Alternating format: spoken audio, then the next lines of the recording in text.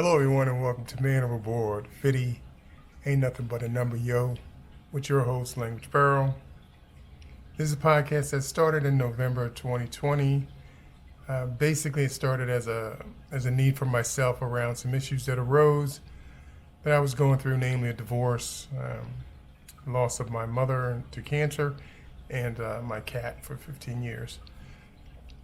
And so I noticed as I was going through these situations that I really had no resources as a man. There just was no networking opportunities available, or at least that I was aware of. And so I knew that other men must be going through similar situations. So I started to create a podcast just so I could address some of the concerns that I had and maybe be a resource to other men.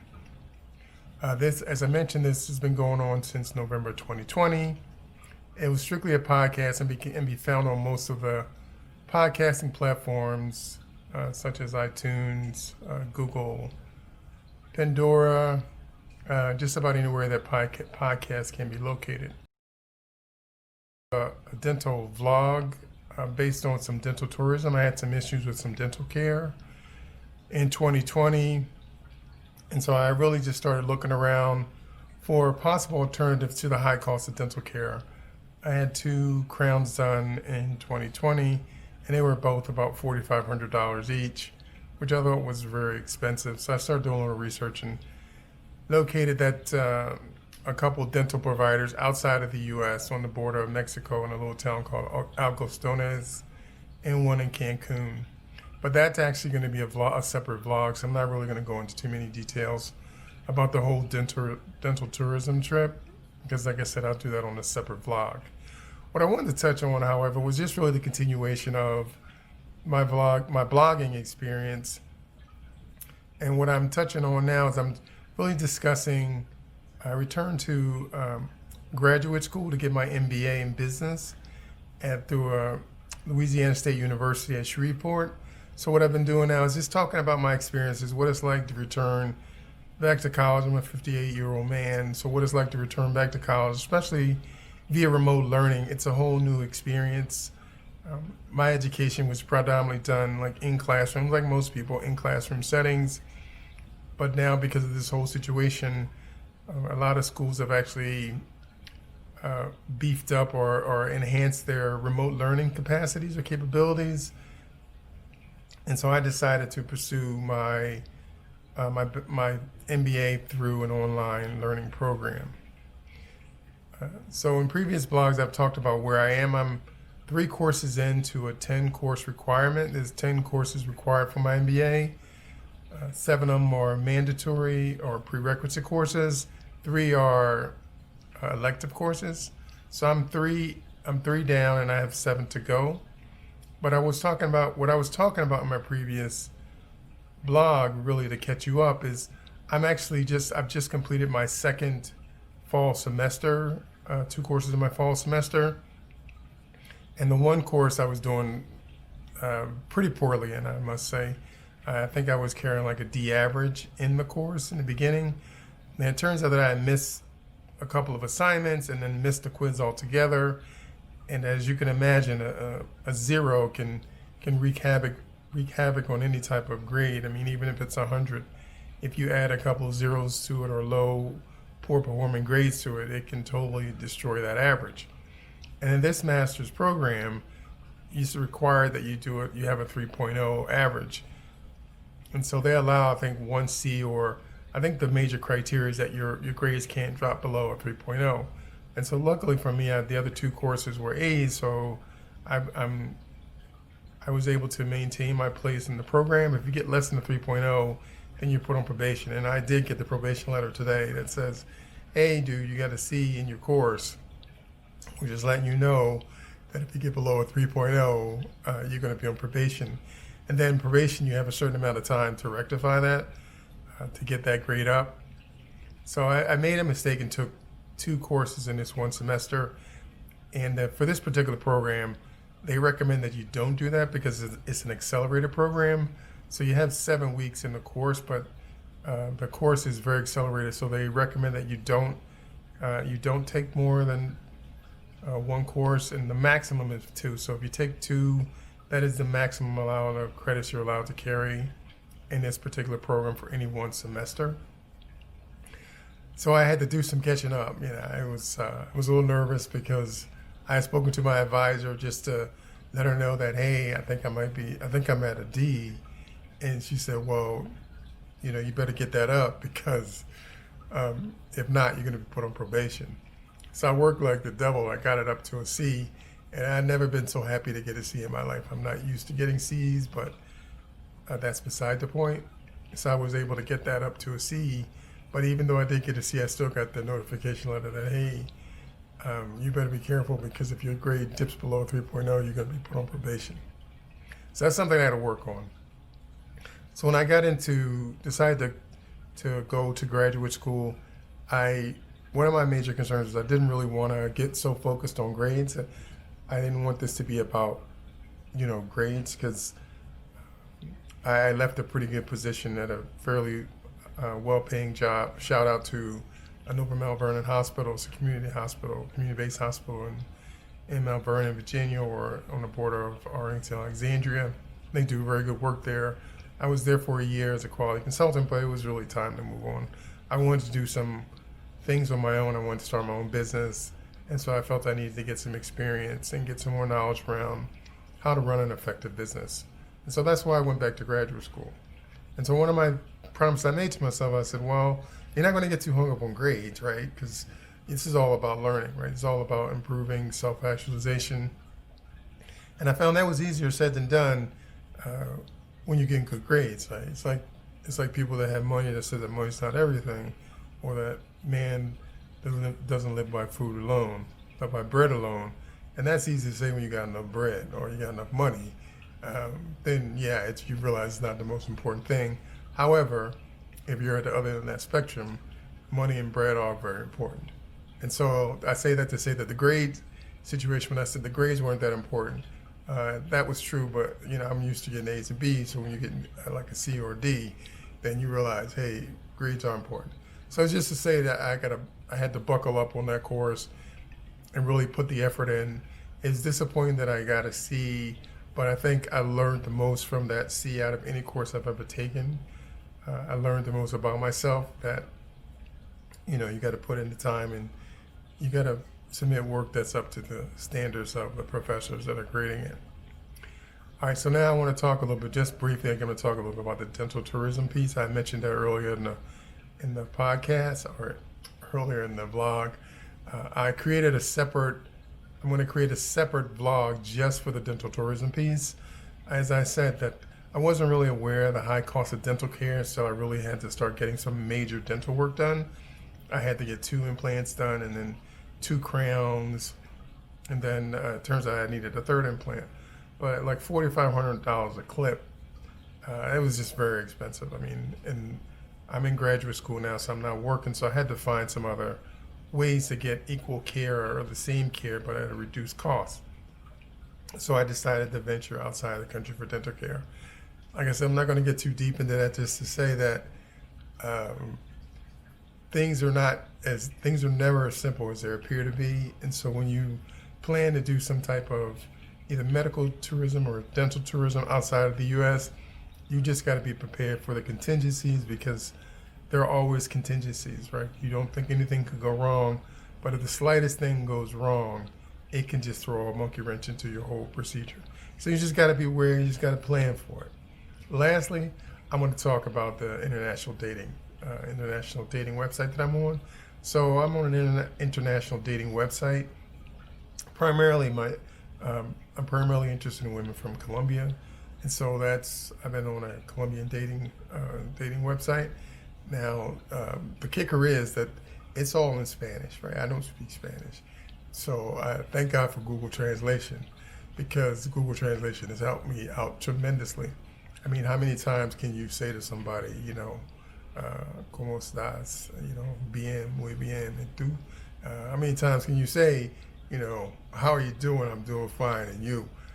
And you need to move beyond that. So through the power of Google Translation, I was able to be more in-depth with my encounters, and I guess I'm something of a Spanish poet. At least that's what all the females that I encounter say, that that I write like a poet. And it's not me, it's really Google Translation. So I want to give a big shout out to Google Translation for helping a brother from, West Philly in the hood, deep in the cut, become a Spanish poet. All right, so what I want to say about the whole international dating thing is I've never been a big proponent of not international dating, just online dating. I mean, again, I'm 58, so I'm from a whole different era of dating than what's exploded recently in this whole kind of online dating thing. But I've never been a big proponent of it because everything is strictly done by like visuals. I mean, that's in real life. Yeah, you see somebody first, but then you talk to them, you say hi to them, and then there's just different vibes you can get. The vibe they're into you, the vibe they're not into you, body language, attitude, personality. I mean, it's hard to get all that through online dating. And I'm not bashing online dating. I'm just saying that in my experience, and I tried them all. I mean, try all the big dating websites. It wasn't working for me. And so I just decided, well, you know what? I love Spanish music. I love the culture. I do a little salsa and bachata. I do some cha-cha-cha. I've been doing that for like 20 years, so I'm pretty silky smooth on the Latin dance tip, and I love it. I've been doing it so long now. It's just a part of my culture.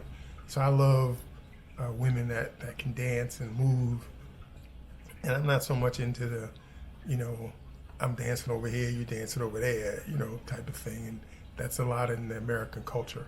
And I grew up I'm a child of the 60s in Motown. But we used to do a lot of slow dragging when I was coming up, you dancing really close. In the old days, we used to call that a little belly rubbing music because, it was all about the closeness and the proximity. But now it's like a different culture in America around dating and dancing. So I got hooked on this Latin thing when I was coming out of my first divorce. I got two of them. So I must be doing something wrong because I'm a product of two divorces. But coming out of my first divorce, I discovered Latin music, and that really saved me. I mean, it was a lifesaver for me because I was, like most men coming in some type of situation or problem, I really started isolating myself, and I wasn't eating, wasn't hanging out, and so it was easy for me just to retreat. But once I got got turned on to Latin dancing, it started via ballroom dancing, then it morphed into club dancing, and then hanging out with people in the Latin culture, learning the music, the language, the food. I just got caught up in it, and I've been in it for 25 years, and so that's my thing. And so I love Latin women, and surprisingly, I never dated a Latin woman. I don't know how that worked out because I love the music, I love the culture, but I just never seemed to connect with it just never worked out that I was involved in a relationship with a Latin lady. I wanted to go to Colombia like 20 years ago, coming out of my first divorce, but it was Pablo Escobar, and he wasn't having none of that. Pablo Escobar was like, he was a mess down there in Colombia, so it just wasn't safe. Then I got married my second time, and then I just forgot all about it. It just wasn't pertinent, it wasn't realistic, so I kind of moved on. Then I got my second divorce, and I was thinking about, hey, I'm gonna do a cruise. But then the whole COVID thing started going on, and I just started looking at other things and saying, I really want to do another cruise, probably not. And I started looking around and going on YouTube, and there was just so many guys that are traveling, so many young cats that are traveling, man. They're just going to different cultures now. I must say a lot of young brothers that are traveling, not young brothers, just young guys in general, they're burning through the women, so a lot of them are just traveling for the pleasure of female company. But I really love the Latin culture, so I wanted to go to Colombia. So I joined the international dating website, Colombian Cupid. I give them a shout out. I joined Colombian Cupid so I can meet the women. Now I will say that part of this might have been on me because if you don't believe in something, or if you have some reservations about something, maybe you're not putting in the right energy. Maybe you're not putting your enough energy into it to get what you want to get out of it for your outcome. So your input's not matching your output because your input's a little shaky. And so maybe that's the case. But I really wasn't getting a lot of it. I met a lot of women, and then in my blog, I talk the whole time about my experience, and in my blog, I talk about the number of women that I had to contact. So I was at like 1 to 3, which I've heard stories that it's much worse. But even out of the 33, the ones that would actually correspond back and forth, maybe 10, right? And then getting those women to open up, and it was like pulling teeth. Now, I'm not sure if that's because a lot of the women just had been on there on the website a long time and they got jaded. I'm sure some of it was because, I'm like an American. I'm not even in their own country. But it's an international dating site. So, I mean, you have to expect that you're going to get people from all over the world coming to your site if it's international. But irrespective of that, it was just a very difficult experience, the whole kind of international dating online thing. And so I was, I'm 58, so I was really like hitting up women in their kind of early 40s up to my age, But I must say that I wasn't feeling the love from women my own age. I was getting like a lot of responses from like young girls. I mean, I say sometimes as young as 18, which for me is a little ridiculous. I mean, I don't see myself really hanging out with like an 18-year-old girl. And I'm sure like I even had a girl, say, hey, I'm looking for a sugar daddy. And I said, aren't we all? We all looking for a little something sweet, but that's not something I was looking to do. So I didn't really take those people too seriously. I was getting a lot of stuff from Venezuela, Africa and Ghana, Philippines, Thailand. I'm not going either one of them because I'm not going to Thailand. I'm not going to Philippines. Not that there's anything against it, but I don't really have any affinity for those cultures the way I do for Latin culture. And so I really was sticking to the Latin culture tip. And so as I mentioned, I wasn't getting any love from the women my own age. So I was getting a lot of correspondence from women in their 30s, early 30s to, I guess, late 30s. And even that I thought was like a pretty big age gap. In the U.S., it would be unheard of, but in Latin America and places around the world, it's not so unheard of. It's really just in the U.S. But anyway,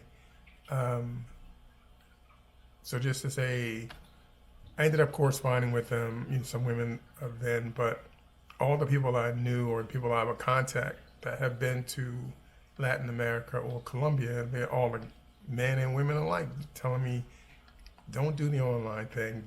Go there, wait till you go there, and then meet the women in person. Like, don't do this online thing because people have agendas. And I don't know if that's true. I mean, I can't believe that everybody that's online wants to come to America. I mean, in all honesty, when I retire, I'm leaving America. And I had to tell a couple ladies that look, if you're looking for a ticket to America, I'm not the train to ride because when I retire, I'm moving out of America. Not that I don't love America. It's just that for the life I want to live in retirement, I can't afford it here. I can't afford to live somewhere where I can walk to cafes and hang out and not need a car, right? And in America, that comes at a premium. But if you go to places around the world, you can live, with the strength of the dollar, you can live very comfortably in that kind of environment. And right now, Portugal is one that I'm looking at very seriously. And then Colombia is the other one I'm looking at very seriously. And I'm not I'm a homer. I'm like America all the way. I'm a vet. I'm a nurse by training. But I also realize that there's a big world out there, right? I think someone said America makes up 4% of the population. But a lot of us think we have 100% of the world, but we don't. So that's kind of where I am on this first podcast. Again, like I said, I hope to have on this vlog, and so I hope to have my next vlog where I actually do the vlog of the dental tourism piece, because I really want to give some useful information. When I went doing my thing, wanted to do what I looked around, I didn't see a lot of information on dental tourism. Wasn't even aware of it until about a year ago. But I wanted to show some lessons I learned and some of the incidents that it did occur, and there were incidents that I still have to deal with. And then lastly, I want to talk about just follow up. I'm just going to follow up briefly on the Colombian thing. So I was scheduled to go to Colombia for February, for my birthday, for my 59th birthday. So I was scheduled to go to Colombia February 5th and be there to February 22nd. But lockdown came up, and they're gonna be locked down until February. So I decided to change. I mean, I had my plane ticket. I was gonna be going to Bogota, which is the capital, and then I was gonna be going to Cali, which is like the salsa capital. Man, I mean, I love salsa. And if I wasn't, I don't want to talk about smooth I am, but I'm pretty smooth. But then I was going to go to Medellin, which is supposed to be beautiful. So it hurt a lot that I couldn't do these things and couldn't go. But with the COVID thing, we just all got to be a little safe, and we got to all think about things beyond our own desires and our interests. So with that said, that's going to be it for this. I'm going to do some editing, chop it down a little bit. It's 20 minutes. That's way too long on the first podcast tip. But I just want to say peace out to everybody. And you're going to be seeing me because I'm going to be doing a lot more stuff. Most of my stuff is going to be on the male tip. It's going to be about men. I mean, I'm hoping to be a resource to a lot of guys out there and talk, not some hate, not hating on women about, where they are, what they want to do, and be more of an educator for guys to say that, a lot of cases we got to step up, not step up in the sense that we got to make more money, but we got to step up in the sense that we got to just be better people, and I don't know right now, there's not a lot of resources, not a lot of push for us to be better people. It's just for us to be better men. But we're people before we're men. All right, so I'm going to be signing out for this, and you'll see, well, maybe you won't see me because, on my podcast, I know that in the beginning, man, nobody's watching, but we'll see, I'm going to be throwing down my suits and throwing down my shirts, and when I go to places, I'm going to take you along. When I meet young ladies or go on dates, if they let me do it, I'm going to film it, I'm going to vlog it. If they don't, well, I'm going to talk about them when it's over. So either way, you'll be in the know like I'll be in the know, right? I'm Philly born and bred.